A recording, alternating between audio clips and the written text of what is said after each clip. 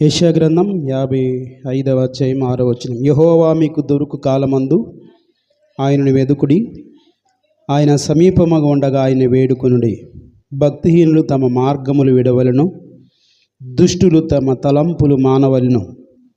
వారు యెహోవా వైపు తిరిగిన యెడల ఆయన వారి యందు జాలిపడును. వారు మన దేవుని వైపు తిరిగిన యెడల ఆయన బహుగా క్షమించును. ప్రార్థన చేసుకుందాం.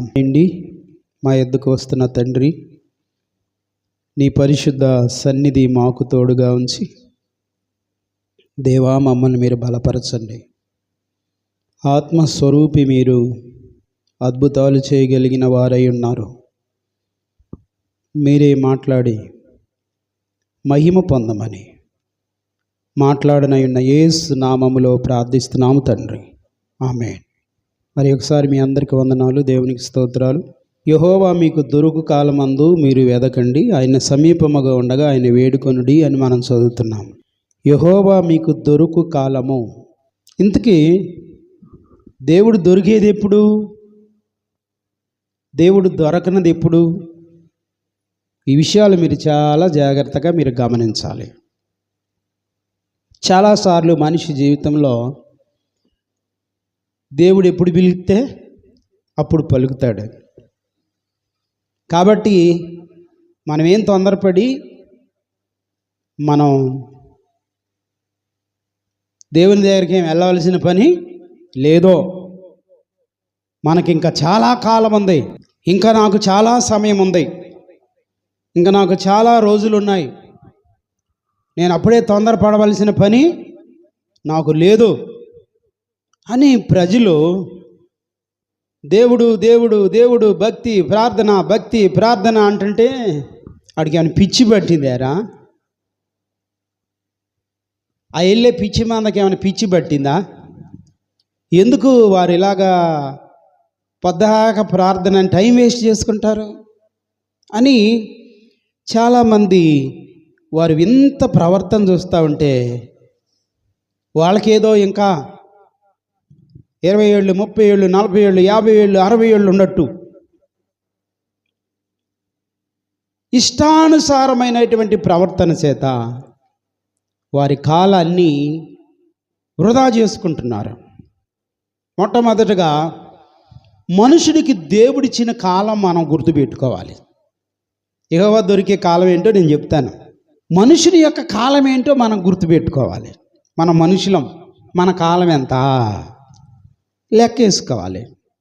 సరే, ముందు మన లెక్క చూసుకొని తర్వాత దేవుని లెక్కలోకి వెళ్దాం. రండి, దేవుని పరిశుద్ధ వాక్యమైన బైబిల్లో 90వ కీర్తన భాగాన్ని నేను మీ దృష్టికి తీసుకొస్తున్నా. జాగ్రత్తగా మీరు చదవండి. మా ఆయుష్కాలము 70 సంవత్సరములు, అధిక బలమున ఎడల 80 సంవత్సరాలు అగును. అయినను దాని వైభవము ఆయాసము దుఃఖము. ఏనండి, ఇంట్లో ఏది తక్కువ లేకుండా హంసతూలిక తల్పాలు ఏర్పాటు చేసుకొని శ్రేష్టమైన వస్తు వాహనాలతో పాటు కారు, శ్రేష్టమైన పట్టు వస్త్రాలు, ఒక్క మాటలో చెప్పాలంటే ఏది తక్కువ కాకుండా ఉన్నప్పుడు దాన్ని ఏమంటారు చెప్పండి? వాళ్ళ వైభవం చూసినమంటారా? ఎంత వైభోగంగా ఉన్నారో. ఈ వైభోగం అంటే ఏంటి అంటే ఏమీ తక్కువ కాకుండా హంసతూలిక తల్పాల మీద ఉండడమే కాకుండా వస్తు వాహనాలు కలిగి ప్రజల ఎదుట చూడముచ్చటగా చూడ చక్కగా, ఒక్క మాటలో చెప్పాలంటే వాళ్ళకి ఏం తక్కువ కాకుండా వైభోగంగా బతుకుతున్నారండి. ఈరోజు నేను చెప్తున్నా, ఈ వైభోగం ఎంత? బలం ఉంటే 70, అధిక బలం ఉంటే 80, అయినా ఆయాసమేనంట. పెద్ద పెద్ద చెట్లు ఉన్నాయా ఎక్కడన్నా ఉరి పోసుకుందామని. ఏంటి నీకు అంత బాధ? దేవుడు ఆయుష్ ఆరోగ్యం ఇత్తంటే ఎవరు చూస్తున్నారు? వైభవము, ఆయాసం, దుఃఖం. పైగా ఆ క్షణంలో 100 ఏళ్ళు బ్రతికి ఆమె ఎదురుగా ఉంటే ప్రేమగా చూసుకునే వాళ్ళకంటే ఇన్నేళ్ళు ఎట్ట బతికినా చావకుండా నాకు సావాలనే ఉందయ్యా ఆ భగవంతుడు నన్ను తీసుకుపోవట్లేదని రోజు గొడవ అంట. 7 ఏళ్ళు బ్రతికినా ఏరు తప్పదు, 100 ఏళ్ళు బ్రతికినా చావు తప్పదు అన్నట్లుగా ఆమె ఏం చేసిందంటే చనిపోయింది. చనిపోయిన తర్వాత ఆమె వయసు ఎంత అంటే 103, 104, 105 కూడా ఉందేమో అని అంటున్నారు. ఇంతకీ ఏంటంటే 100 ఏళ్ళు బతికినా ఏమొచ్చింది? ఆయాసం కలిగింది. 70 ఏళ్ళకి నేను ఎందుకు పోలా, మా ఆయనకి మాగల, 80 ఏళ్ళకి వాళ్ళలాగా ఎందుకు పోలేదని సావు కొరకు 30 ఏళ్ళు ఎదురు చూసిందంట. ఈరోజు నేను చెప్తున్నా, దేవుని మహాకృప అంత పొడుగు మనకుంటుందో లేదో మనకైతే తెలియదో. బైబిల్ ఏం చెబుతుందంటే బలముంటే 70, అధిక బలముంటే 80. ఇప్పుడు ఏం చేయాలి? నీకు 20 ఏళ్ళు 10 ఏళ్ళు వచ్చేసరికి నీకు ఏమొస్తుంది? ఎవరం వచ్చేస్తుంది. అప్పుడే ఎట్ట వస్తుంది అయ్యా? అది నీ ప్రేమ ఎక్కువైన మాటలు పిల్లల మీద. కానీ వాస్తవానికి 5 ఏళ్ళకే ఏమంటున్నారు? భూమిలో ధ్యానం లేదు, చూసిన అది ఎన్ని మాటలు మాట్లాడుతుందా అంటలేదా మన పిల్లల్ని? నేను ఒక పిల్లని అడిగాను, ఏంటి ముఖం చిట్లిచ్చున్నావేంటి, ఏంటి సంగతి అంటే, అసలు వాళ్ళు నిద్ర ఉంచుతున్నారు అయ్యగారుండి. అమ్మో ఇదేంటి నీకు నిద్ర ఉంచకపోవటం ఏంటి? ఏంటంటే మరి వాళ్ళు కొట్టుకుంటే నేను ఎట్టా మనశ్శాంతికుంటాను? చిన్న బిడ్డ, బలముంటే 70, అధిక బలముంటే 80, అయినా దీని వైభవం, ఆయాసం, దుఃఖము అని వాక్యం చెప్తుంటే నువ్వేమనుకున్నావు అంటే ఇక నాకు ముందున్నాయి మంచి రోజులు. నీ మొహం ఉన్నాయి, ఎప్పటికప్పుడే జరిగిపోయిన రోజులే మంచివి అన్నట్లుగా మన జీవితం ఉంది. తెలుసా మీకు? అరే ముందు నేను ఎందుకు చనిపోలేదు అనుకునే వాళ్ళు ఉన్నారు నా ప్రియమైన దేవుని పిల్లలారా. ఇప్పుడు మనకు 70, 80 సంవత్సరాలు ఇస్తున్న దేవుణ్ణి మనం ఎప్పుడు ఎదుగుతున్నాం? నేను 20 సంవత్సరాలకు అప్పుడే లేటుకి ప్రభువుని అంగీకరించాను. 20 సంవత్సరాల దేవుని సన్నిధిలో నేను ప్రభుని అంగీకరించాను. నేను అంగీకరించడానికి చాలా బలహీనతలు అడ్డుగా వచ్చినాయి. అయితే 20 ఏళ్ళకు అంగీకరించాను. 20 ఏళ్లకు ఒక ముసలాయన ఎదురు వచ్చాను. నేను పెద్దవాళ్ళతోటే మంచిగా ఉండేవాడిని. అలాగా లోక ఇచ్చలు కలిగిన ఒక ముసలివాని దగ్గరికి నేను వెళ్ళాను. ఎక్కడికి వెళ్తున్నావు నువ్వు అని అడిగాడు నన్ను. నేను మా తాతయ్య గారింటికి వెళ్తానంటే, ఏంట్రా సినిమాకి వెళ్తలేదా అని అడిగాడు నన్ను. అంటే నేను ప్రభువుని నమ్ముకున్నాను. ఇంతలోకి నమ్ముకున్నావా? 70 ఏళ్ళప్పుడు నమ్ముకోవాలరా, 80 ఏళ్ళప్పుడు నమ్ముకోవాలరా, అప్పుడైతే అన్నీ అయిపోతాయి కదా అన్నాడు. ఈరోజు అందరి అభిప్రాయం అదే, అందరి అభిప్రాయం అదే. కనుక వాక్యాన్ని మనం ఒక్కసారి చూడాలి. ఎందుకంటే జరిగిపోతున్నటువంటి కాలంలో మన పరిస్థితులు ఏమీ బాగోలేదు. ప్రసంగి గ్రంథము 12వ అధ్యాయము, దుర్దినములు రాకముందే ఇప్పుడు వీటి యందు నాకు సంతోషం లేదని నువ్వు చెప్పు సంవత్సరములు రాకమునిపే, తేజస్సును సూర్య చంద్ర నక్షత్రములు చీకటి కమ్మక మునిపే, వాన వెలిసిన తరువాత మేఘములు మరల రాకమునిపే, నీ బాల్య దినములంది నీ సృష్టికర్తను స్మరణ తెచ్చుకో. చప్పట్లు కొట్టి దేవునికి మహిమ చెల్లిద్దాం. ఎప్పుడు దాకా ఆగాలి? ముందున్న రోజులేం బాగోలేదు నాయన, నీ కొడుకు చెప్పాలి. నువ్వు ముందున్న రోజులు బాగలేదే చిన్నే అని నీ కూతురికి చెప్పాలి. నువ్వేమనుకుంటున్నావు? నా బిడ్డను చూస్తాను, నా బిడ్డకు వచ్చిన భర్తను చూస్తాను, వాళ్ళ పిల్లలను చూస్తాను, వాళ్ళకి కలిగినటువంటివన్నీ నేను చాలా చూడాలి, చెయ్యాలి, అనుభవించాలి. దేవుని దయ అనేది నీ మీద లేకపోతే నువ్వు ఎవరి క్షేమాన్ని కూడా చూడలేవు. నీ క్షేమాన్ని నువ్వే ఎరగినటువంటి ఒక బలహీనమైన స్థితిలో నీవు ఉన్నావు. కాబట్టి నువ్వేం చేయాలి అంటే నీ పిల్లలకు బాల్య దినములందే సృష్టికర్తను స్మరణ తెచ్చుకునేటట్లు నువ్వు చేయాలి. దేవునికి స్తోత్రం. ఆడుతూ ఆడుతూ ఆడుతూ ఆడుతూ ఆడుతూ సడన్గా కూలిపోతున్నారు. మీరు చిన్న చిన్న షార్ట్ వీడియోలు చూడండి. ఏంటి ఇలాగ అయిపోయారంటే మనం ఏమీ చెప్పలేము. వాళ్ళ సమయం ఎక్కడికో మనము చెప్పలేము. ఇంతకీ బాల్య దినములందే ఎందుకు దేవుణ్ణి తెలుసుకోవాలి అంటే ఇక్కడ ఏమన్నాడో మనం గమనిస్తే, దుర్దినాలు రాబోతున్నాయి. నేను చేసిన ఈ పాడు పనుల వలన, ఈ పాపం వలన, ఈ బలహీనత వలన, ఈ నష్టం వలన నేను చాలా దుఃఖాన్ని అనుభవించాను సహోదరి సహోదరుడా. దుర్దినాల్లో మనం అంటామంట, వీటి యందు నాకు సంతోషము లేదు. ఎప్పుడు? ఎక్కిసమైనప్పుడు.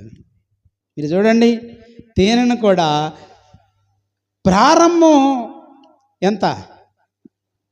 ఒక 100 గ్రాములు 200 గ్రాములు బాగా ఇష్టంగా తినాలనుకుంటే ఒక 100 గ్రాములు తినేసరికి అప్పటికే నీ ముఖం ఎట్లా ఉంటుంది?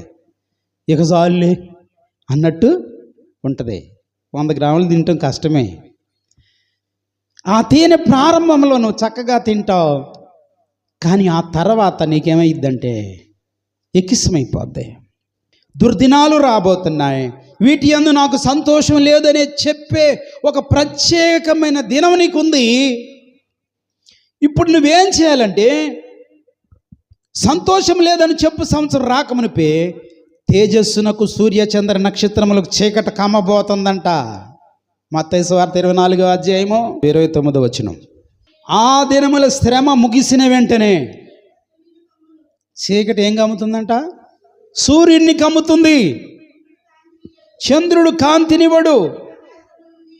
ఆకాశము నుండి నక్షత్రములు రాలును, ఆకాశ మండల శక్తులు కదిలించబడును.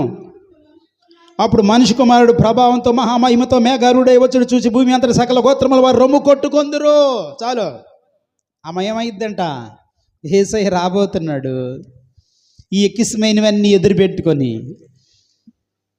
దేవునికి ఇష్టం లేని పనికి మాలినవన్నీ ఎదురు పెట్టుకుంటే ఒకరోజు ఆ తండ్రితో కూడా ఉండే ఆశీర్వాదాన్ని మనం పోగొట్టుకుంటాం. అందుకే ఒక రోజు రాబోతుంది, ఆ రోజు సూర్య చంద్రులు ఏమవుతాయంట? చీకటికి అమ్ముతాయంట. సూర్యచంద్రులు చీకటికి అమ్మితే, నక్షత్రాలు రాలిపోతే, అంతం రాబోతున్నప్పుడు, ఆయన రాకడ వచ్చినప్పుడు మనము ప్రభువుని ఎదుర్కోవడానికి వెళ్ళలేకపోతే మనకంటే దౌర్భాగ్యులు ఇంకెవరైనా ఉంటారా? కనుక వాక్యం ఏం చెబుతుంది? ఇదే అనుకూలమైన సమయం, ఇదే రక్షణ దినం. ఇంకా రేపు ఏమైనా ఉందా? రేపు అనే దానికి రూపు లేదు. ఈరోజే నువ్వేం చేయాలి? దుర్దినాలు రాబోతున్నాయి, సంతోషం లేని దినాలు రాబోతున్నాయి. బాలుడిగా ఉన్నావా? బాల్య దినములందే. యవనస్తుడిగా ఉన్నావా? యవన దినాలు అందే. నడివయసా?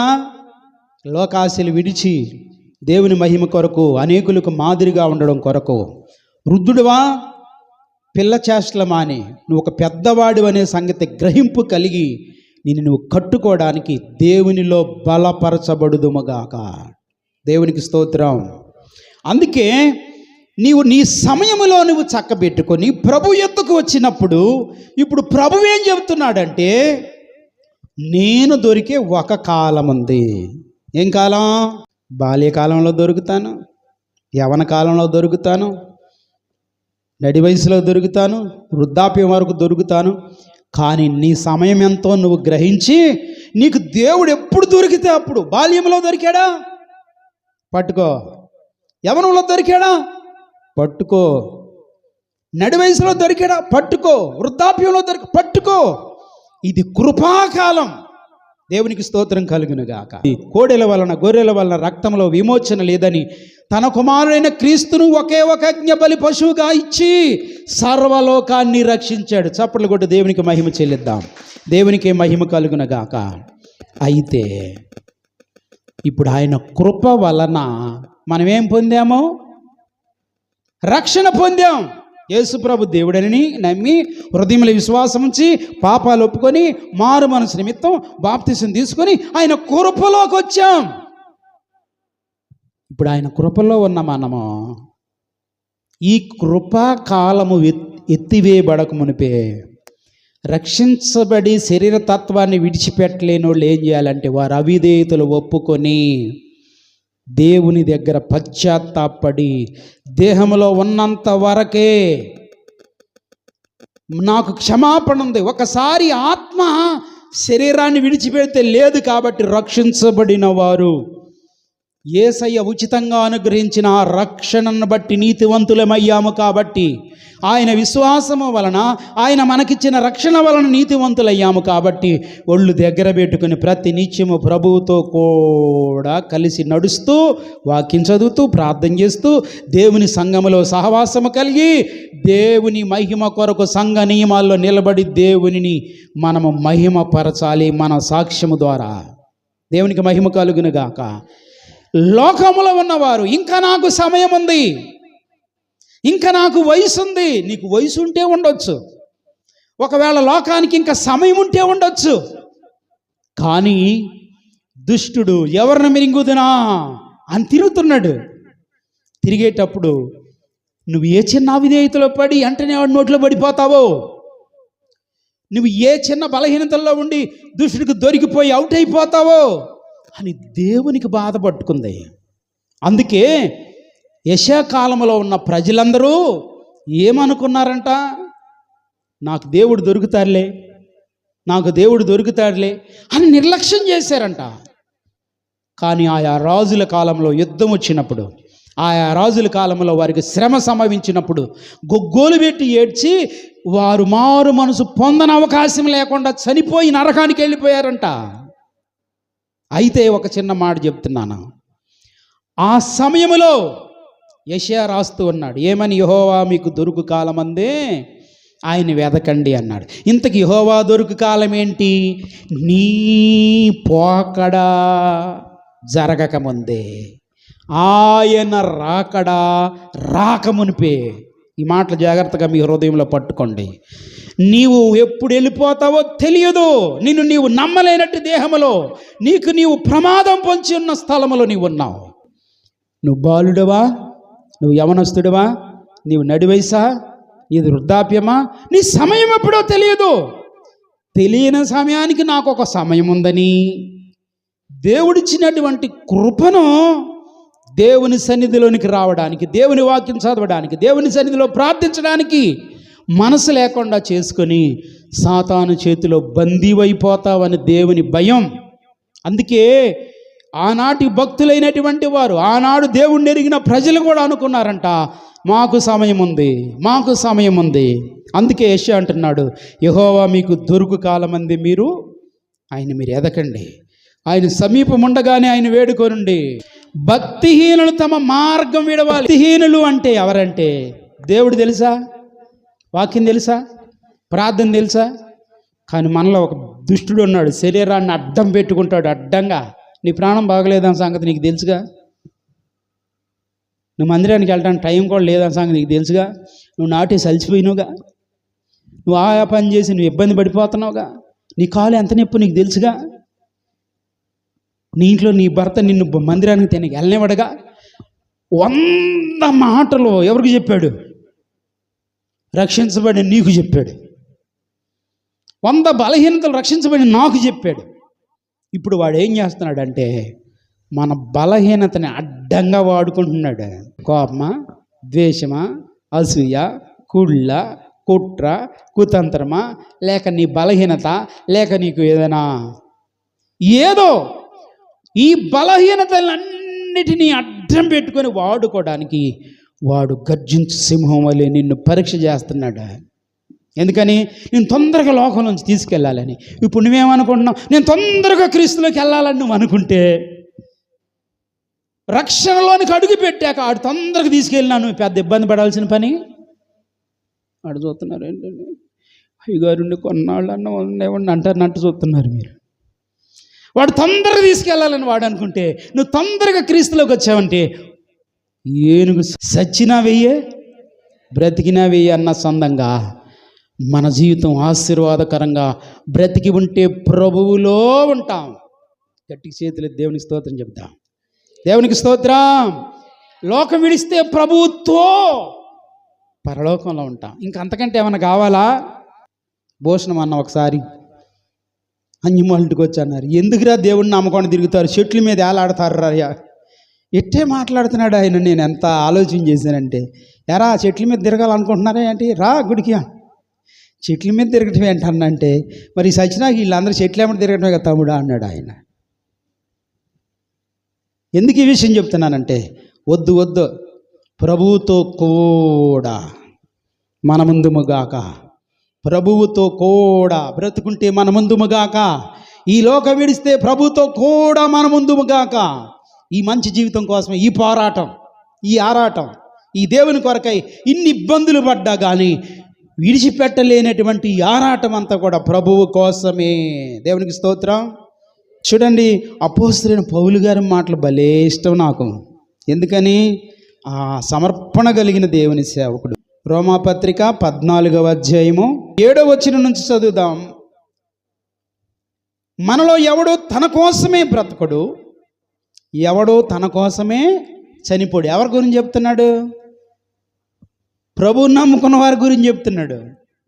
లోకం కోసం బ్రతికే వాళ్ళు ఉంటారు, క్రీస్తులో ఉండి కూడా ఇక మనం వాళ్ళని ఏం చేయలేము. కానీ వాక్యం చెబుతుంది, ఒక విశ్వాసి బలహీనుడైనటువంటి వ్యక్తిగా ఉండకుండా దేవుని మహిమ కొరకు జీవించినప్పుడు మనలో ప్రభువు కోసమే బ్రతకాలి అనే దీక్ష ఉంటుందంట. దేవునికి స్తోత్రం. ప్రభువు కోసం బ్రతకాలి మనం. దేవునికి స్తోత్రం.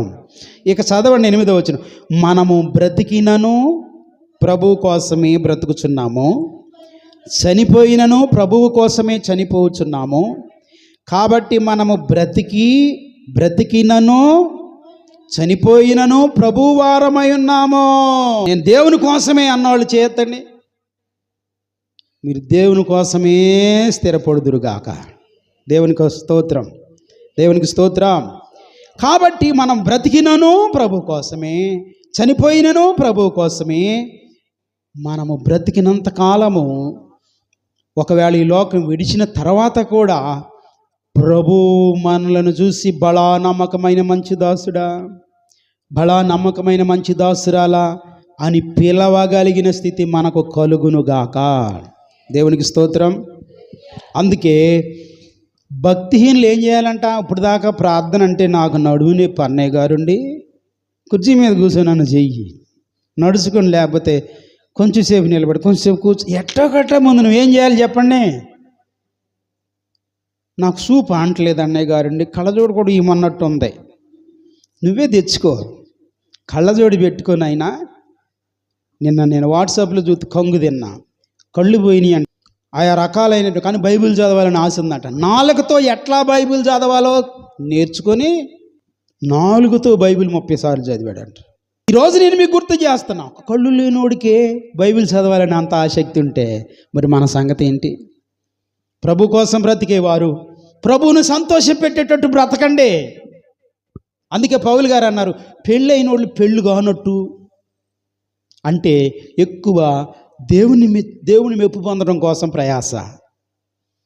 మీరుండండి అన్నాడు. ఈరోజు నేను గుర్తు చేస్తున్నా, మనం ప్రభువు కోసమే బ్రతుకుదుముగాక, ప్రభు కోసమే చనిపోదుముగాక. ఇప్పుడు బ్రతికినను చనిపోయినను ప్రభు వారమై ఉన్నాం కాబట్టి భక్తిహీనుల లిస్టులో కాకుండా, అంటే ప్రార్థన చేయాల్సి చేయకుండా, వాక్యం చదవాలి చదవకుండా, దేవుని కొరకు జీవించాలి క్రమం కలిగి జీవించకుండా ఈ బ్రతుకులో ఉంటే యేసయ్యా నన్ను కనికరించని బావురు నేడు దేవుడు కనికరించబోతున్నాడు. దేవునికి స్తోత్రం. హృదయ కాఠిన్యం చేసుకుని నాకు ఇంకా సమయం ఉంది, నువ్వు అనుకోనన్న గడియలో నీ సమయం ముగించబడితే ఆ రోజు నీ సంగతి ఏంటి? అపోస్తల కార్యాలు అంటాడు, కాలములు సమయములు తండ్రి స్వాధీనంలో ఉంచుకున్నాడు కనుక నువ్వు ఆయనకి ఇష్టమైన వాడిగా ఉంటే నీ కాలాలు, నీ సమయాలు ఆశీర్వాదకరంగా ఉండునుగాక. ఆయన దొరికే కాలం ఏదంటే నీకు ఆయుష్ ఇచ్చి ఆయన వాక్యాన్ని నీ చెవుని పెట్టి నువ్వు లోబడి నువ్వు దేవుని కొరకు బ్రతుకుతా ఉంటే నీకు వచ్చినటువంటి ఆ ఆలోచనను బట్టి నువ్వు తొందరపడి ప్రభువుని అంగీకరించడమే నీకు ఇచ్చిన ఆయన కృపాకాలం. దేవునికి మహిమ కలుగునుగాక. ఆ కుమారుని ఆ తల్లి 3 వారాలు బ్రతిమిలాడింది, 4 వారాలు బ్రతిమిలాడింది. అరే నేను వెళ్తున్నానయ్యా, నన్ను ఎక్కించుకుని నన్ను అక్కడికి వెళ్ళరా అంటే ఇక్కడ దింపి వెళ్ళిపోయేవాడు, కానీ దేవుని యొద్దకు రాలేదు. ఈరోజు ఆ బిడ్డ మరణం చూసినప్పుడు అయ్యో ప్రభువా, ఆ ఒక్క తల్లి హృదయ వేదన ఎవరు తీరుస్తారయ్యా అని ఆలోచన చేయవలసి వచ్చింది. నా ప్రియమైన దేవుని బిడ్డలారా, మన కొరకు మరణించిన ప్రభువు కోసం మనం బ్రతుకుతూ ఉండగా ఆయన దొరికిన ఈ కాలంలో ప్రార్థన చేద్దాం, ఆయన దొరికిన ఈ కాలంలో వాక్యం చదువుదాం, ఆయన దొరికిన ఈ కాలంలో ఆయన సన్నిధి క్రమాన్ని పాటిద్దాం, ఆయన దొరికిన ఈ కాలంలో మన కుటుంబాన్ని ప్రభువు చెంతకు చేరుద్దాం. 2025 సంవత్సరంలో మరణించి సజీవుడు లేచి పరలోకం వెళ్ళి తిరిగి రాబోతూ ఉంటే నిన్ను నీ కుటుంబాన్ని ఆయన కలుసుకోవాలనే ఆశ, నన్ను నా కుటుంబాన్ని ఆయన కలుసుకోవాలనే ఆశ, ఆ దేవుని కోరికను ఆశను మనం తీర్చగలిగితే దేవుడు మనల్ని వృద్ధిపరిచి అన్ని విషయాలు వర్ధిల్ల చేయునుగాక. మహోన్నతుడా, వాక్యమైన దేవా, మమ్మల్ని బలపరిచి మాతో మాట్లాడిన మాటలను బట్టి మీకు స్తోత్రాలు. నీ సన్నిధిలో హెచ్చరించబడిన మేము నీ కొరకు జీవించే కృపను గ్రహించమని, నీ కృపను పొందుకొని రక్షణ లేని వారికి రక్షణ కలుగునుగాక. రక్షించబడిన మేము భక్తిహీనులుగా బలహీనులుగా ఉండకుండా నీ కృపలో నీ ఆత్మను కలిగిన వారమై నీ చిత్తాన్ని జరిగించే కృప మాకు అనుగ్రహించమని యేసు నామములో ప్రార్థిస్తున్నాము తండ్రి. ఆమేన్.